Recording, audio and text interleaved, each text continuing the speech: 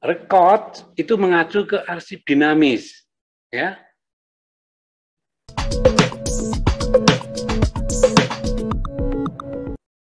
Ini rumusan dari ARMA, Association of Record Manager and Administrator.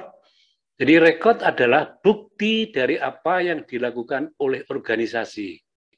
Rekod mengcapture, jadi menangkap kegiatan dan transaksi bisnis seperti negosiasi kontrak, korespondensi bisnis, file personel, dan laporan keuangan, dan lain-lain. Ini rumusan dari ARMA. Nah, medianya itu bisa kertas dan digital. Ya. Kemudian rumusan yang kedua, ini Smith merumuskan bahwa ini, jadi rekod adalah bla bla bla yang diterima dalam inisiasi yang terdiri dari konten, konteks, dan struktur tadi kan, cukup memberikan bukti dari suatu kegiatan terlepas dari bentuk atau medianya. Ini Smith ya merumuskan seperti itu. Medianya bisa kertas, bisa digital, dan lain-lain.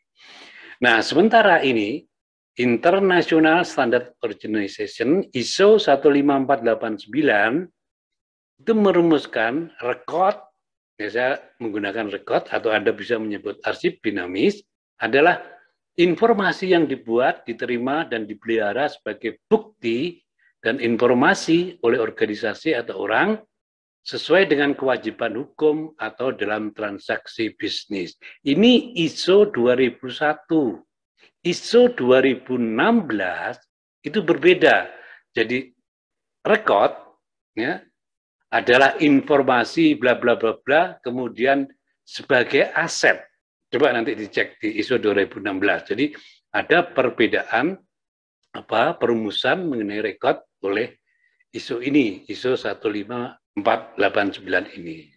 Nah, istilah rekod sebagai konsep di lingkungan atau di bidang kearsipan atau archival science itu berbeda dengan konsep rekod yang digunakan di ilmu komputer dalam teori basis data misalnya. Rekod yang dimaksud adalah tuple, jadi kumpulan elemen data dalam satu keterkaitan, dalam satu relasi. Itu berbeda istilah rekod di ilmu komputer atau basis data, teori basis data, berbeda dengan istilah rekod yang digunakan di archival science atau ilmu kearsipan. Ini rekod.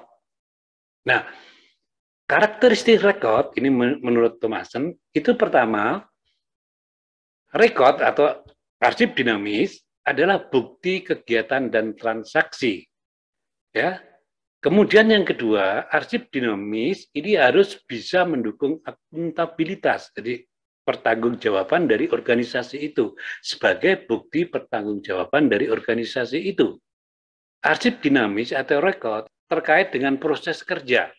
Jadi kalau organisasi tidak beroperasi atau mandek, maka tidak akan tercipta rekod, maka tidak akan tercipta arsip dinamis itu. Nah, yang terakhir, ini menurut Thomason, yaitu rekod harus disimpan untuk beberapa waktu yang sangat singkat di record center. Kemudian disimpan secara permanen di lembaga kearsipan atau depo.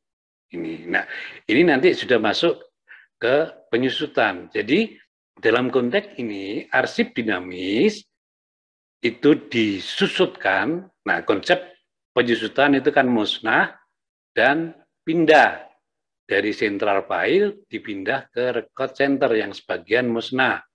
Nah, kemudian dari record center ini sekali lagi konsep penyusutan itu musnah dan diserahkan ke lembaga kearsipan. Ya, jadi kalau dari central file ke record center itu dipindah. Tapi kalau dari record center ke lembaga kearsipan, misalnya ke ANRI atau dinas provinsi, itu namanya diserahkan. Tuh. Nah, ini masuk ke konsep penyusutan atau disposal. Nah, berbeda dengan Miller dan Michael Roper, dia merumuskan bahwa rekod itu bersifat statis. Record a static inform. Jadi bentuknya itu statis. Kemudian yang kedua, rekod itu memiliki otoritas, record have authority. Jadi record, arsip dinamis itu mempunyai otoritas, misalnya digunakan untuk, misalnya di bidang hukum, digunakan untuk bukti satu kegiatan hukum di satu perusahaan atau di kantor lawyer, dan seterusnya itu. Nah, yang ketiga, arsip dinamis itu bersifat unik ya di dalam konteksnya. Jadi berbeda dengan bahan pustaka. Jadi kalau arsip itu ya unik. Jadi tidak bisa disamakan dengan arsip yang lain. Jadi setiap arsip itu berbeda ya dengan arsip-arsip yang lain atau arsip dinamis yang lain. Nah, karakteristik yang berikutnya, arsip itu harus asli, record autentik.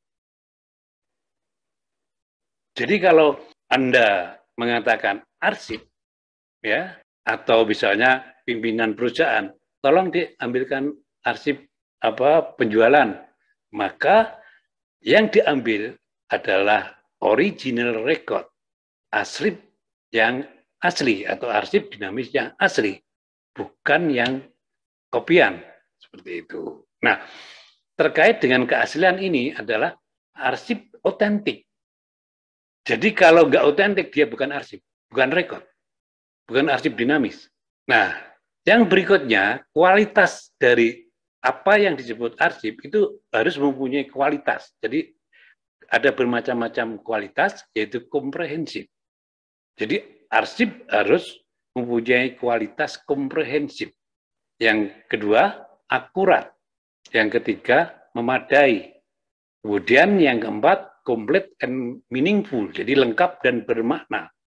Yang kelima, dapat dipahami dan digunakan. Ya, understandable and usable.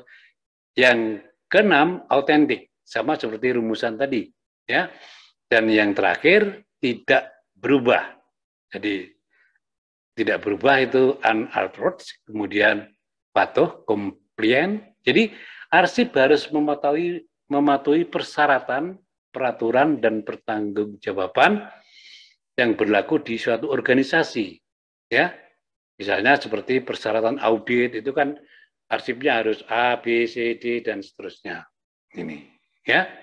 Dan arsip di perusahaan itu ketika di audit juga harus memenuhi persyaratan-persyaratan tertentu, ya. Jadi ini kualitas record digambarkan seperti ini.